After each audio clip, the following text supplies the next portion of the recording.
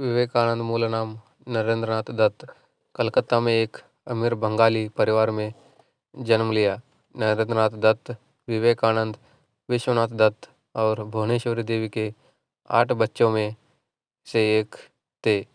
उनका जन्म 12 जनवरी 1863 को मकर संक्रांति के दिन हुआ था। पिता विश्वनाथ एक सफल वकील थे जिन्होंने समाज में काफ़ी प्रभाव डाला। नरेंद्रनाथ की मां भुवनेश्वरी एक मजबूत पवित्र विचारों वाली महिला थी जिनका उनके बेटे पर बहुत प्रभाव था।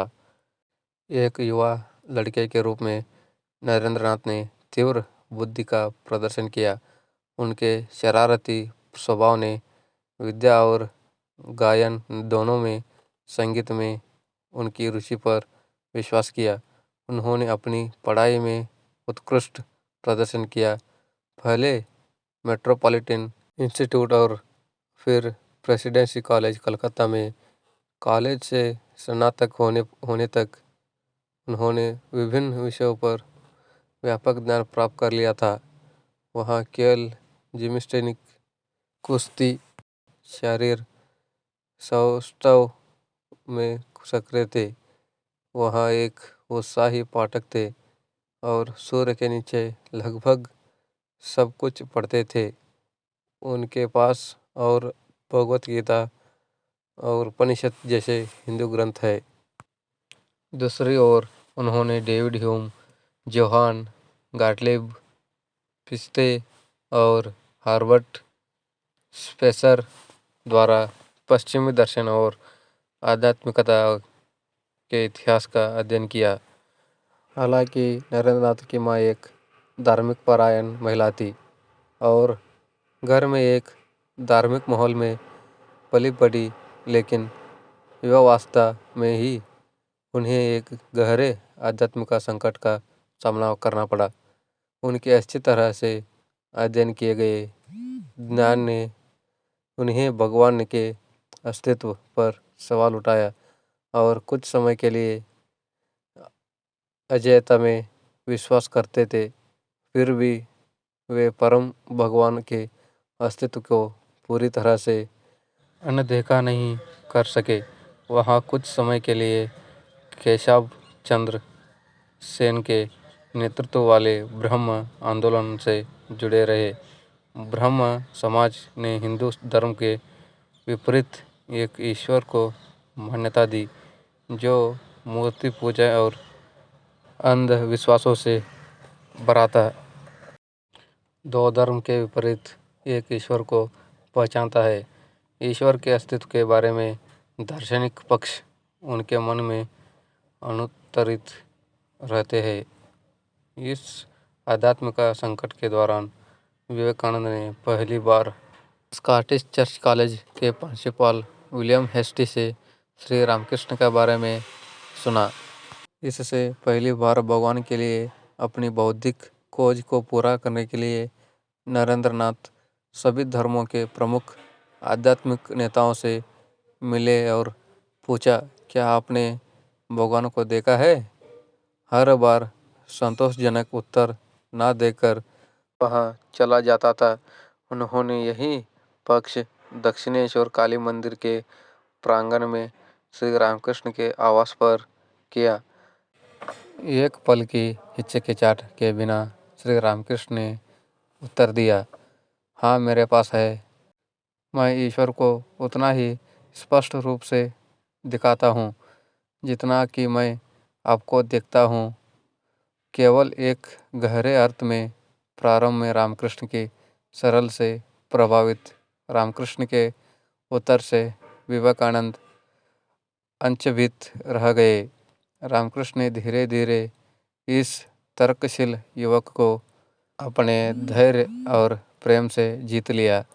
नरेंद्रनाथ ने जब भी दक्षिणेश्वर का दौरा किया, उनके सवालों का जवाब दिया गया। 1884 में उनके पिता की मृत्यु ने नरेंद्रनाथ को काफ़ी आर्थिक संकट में छोड़ दिया, क्योंकि उन्हें अपनी मां और छोटे भाइयों का समर्थन करना था। चाटने की वजह से वह काफ़ी आर्थिक परेशानी में था। उन्होंने रामकृष्ण से अपने परिवार की आर्थिक भलाई के लिए देवी से प्रार्थना करने को कहा। रामकृष्ण की सलाह पर स्वयं मंदिर गए और पूजा अर्चन की, लेकिन एक बार जब उन्होंने देवी का सामना किया तो वह धन और संपत्ति नहीं मांग सकते थे। इसके बजाय उन्होंने विवेक और वैराग्य मांगा। उस दिन नरेंद्र नाथ के पूर्ण आध्यात्मिक जागरण को चिह्नित किया गया था और जीवन के तपस्वी तरीके से आकर्षित हुए थे। 1850 के मध्य में रामकृष्ण गले के कैंसर से गंभीर रूप से बीमार हो गए। सितंबर 1885 में श्री रामकृष्ण को श्यामकपुकुर कलकत्ता ले जाया गया और कुछ महीने के बाद नरेंद्र नाथ ने काशीपुर में एक किराए का विला लिया। यहाँ उन्होंने युवकों का एक समूह बनाया जो रामकृष्ण के उत्साही अनुयायी थे और जिन्होंने अपने गुरु की समर्पित देखभाल की। 16 अगस्त 1886 को श्री रामकृष्ण ने अपना नश्वर शरीर छोड़ा। श्री रामकृष्ण की मृत्यु के बाद नरेंद्र नाथ सहित उनके लगभग 15 शिष्य उत्तरी कलकत्ता के बारानगर में रामकृष्ण मठ नाम का एक जर्जर इमारत में एक साथ रहने लगे। विश्व इसका नाम रामकृष्ण मठ रखा गया।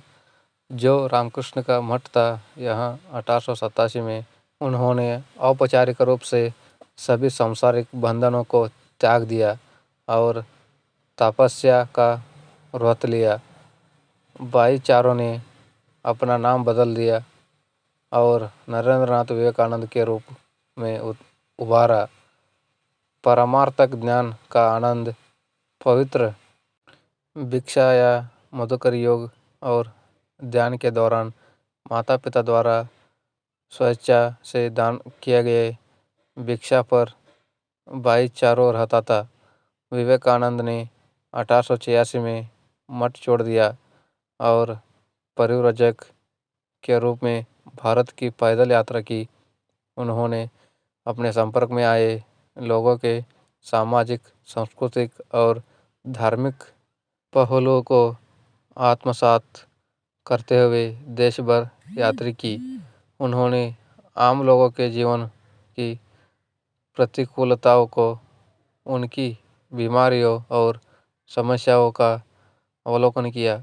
बोलो उनकी व्याधियों को देखा और इन दुखों को दूर करने के लिए अपना जीवन समर्पित करने का संकल्प किया। अपने भटकने के दौरान उन्हें अमेरिका में 1893 में शिकागो में आयोजित विश्व धर्म कांग्रेस के बारे में पता चला।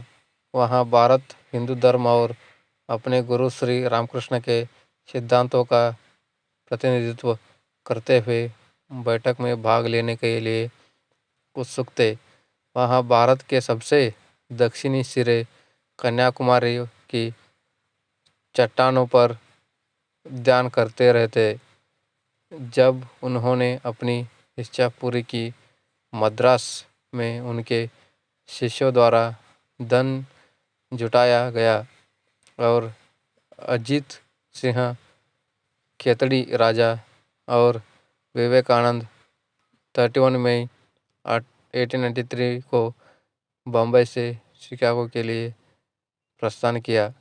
शिकागो जाते समय उन्हें दुर्गम कठिनाइयों का सामना करना पड़ा, लेकिन उनका हौसला हमेशा की तरह आदर्श बना रहा। 11 सितंबर 1893 में जब समय आया, उन्होंने मंच संभाला और अपनी शुरुआती पंक्ति अमेरिका के मेरे भाइयों और बहनों से सभी को चकित कर दिया। उद्घाटन वाक्यांश ने दर्शकों से तालियां बटोरी। उन्होंने वेदांत के सिद्धांतों और उनके आध्यात्मिक महत्व का व्याख्या की हिंदू धर्म को विश्व धर्म का मानचित्र पर रखा। उन्होंने अगले 2.5 साल अमेरिका में बिताए और 1894 में न्यूयॉर्क में वेदांत सोसाइटी की स्थापना की। उन्होंने पश्चिमी दुनिया को वेदांत और हिंदू आध्यात्मिकता के सिद्धांतों का प्रचार करने के लिए यूनाइटेड किंगडम की यात्रा की। विवेकानंद 1897 में आम लोगों और शादी परिवार द्वारा गर्मजोशी से स्वागत की बीच भारत लौट आए। देश भर में व्याख्यानों की एक श्रृंखला के बाद वे कलकत्ता पहुंचे और 1 मई 1897 कलकत्ता के पास बेलूर मठ में रामकृष्ण मिशन की स्थापना की। रामकृष्ण मिशन के उद्देश्य कर्मयोग के आदर्श पर आधारित थे और इसका प्राथमिक उद्देश्य देश की गरीब और संकटग्रस्त लोगों की सेवा करना था। रामकृष्ण मिशन ने विभिन्न प्रकार की समाज सेवा के जैसे स्कूल, कॉलेज और अस्पतालों की स्थापना और संचालना, सम्मेलन, सेमिनार और कार्यशालाओं के माध्यम से वेदांत के व्यवहारिक सिद्धांतों का प्रचार करना, देश भर में राहत और पुनर्वास कार्य की शुरुआत करना। उनका धार्मिक विवेक श्री रामकृष्ण की दिव्य अभिव्यक्ति की आध्यात्मिक शिक्षाओं और अद्वैत वेदांत दर्शन के उनके व्यक्तिगत अंतरीकरण का एक संयोजन था। निष्काम कर्म, उपासना, मानसिक अनुशासन, आत्मा की दिव्यता प्राप्त करने का निदर्शन दिया। विवेकानंद के अनुसार अंतिम लक्ष्य आत्मा की स्वतंत्रता प्राप्त करना है और यहाँ किसी के धर्म की पूर्णता पर निर्भर करता है। स्वामी विवेकानंद एक प्रमुख राष्ट्रवादी थे और अपने देशवासियों के समग्र कल्याण को ध्यान में रखते थे। उन्होंने देशवासियों से कहा, उठो, जागो और जब तक मत रुको जब तक लक्ष्य प्राप्त ना हो जाए। स्वामी विवेकानंद ने भविष्यवाणी की थी, वहाँ 40 वर्ष से अधिक जीवित नहीं रहेंगे। 4 जुलाई 1902 को उन्होंने अपने दिन का काम बेलूर मठ में छात्रों को संस्कृत व्याकरण पढ़ाने का काम दिया। वहाँ शाम को अपने कमरे में चले गए और ध्यान में उनकी मृत्यु हो गई। लगभग 9 बजे उन्होंने महासमाधि प्राप्त की और कहा जाता है कि गंगा के तट पर महान संत अंतिम संस्कार किया गया था। स्वामी विवेकानंद ने दुनिया को एक राष्ट्र के रूप में भारत की एकता की सच्ची नींव का खुलासा किया। उन्होंने सिखाया कि कैसे इतनी विशाल विविधता वाला देश मानवता और भाईचारों के भगवान से बन सकता है। विवेकानंद ने पश्चिमी संस्कृति की कमियों और उन्हें दूर करने में भारत को योगदान पर जोर दिया। नेताजी भूषण चंद्र बोस ने एक बार कहा था, स्वामी जी ने पूर्व और पश्चिम, धर्म और विज्ञान, अतीत और वर्तमान में सामंजस्य स्थापित किया और इसलिए वे महान है। हमारे देशवासियों ने उनकी शिक्षाओं से अभूतपूर्व आत्मसम्मान, आत्मनिर्भर और आत्मनिर्भरता प्राप्त की है। विवेकानंद पूर्व और पश्चिम की संस्कृति के बीच एक आभासी पुल बनाने में सफल रहे। उन्होंने पश्चिम के लोगों के लिए हिंदू धर्म ग्रंथ, दर्शन और जीवन के तरीके की व्याख्या की। अपनी गरीबी और पिछड़ेपन के बावजूद उन्होंने उनमें जागरूकता लाई। भारत ने विश्व संस्कृति में एक महान योगदान दिया है। शेष विश्व से भारत के सांस्कृतिक अलगाव को समाप्त करने में उनका महत्वपूर्ण योगदान था।